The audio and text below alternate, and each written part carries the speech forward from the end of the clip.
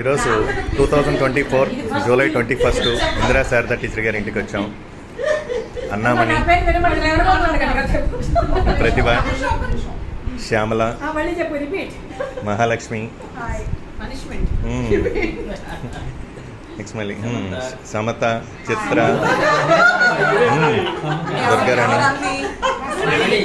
Apparao, Raju, Abdul, Anil, Phani,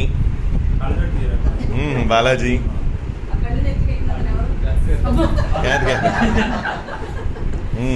Akula Venkateswararao, కుషు, advocate Narayana,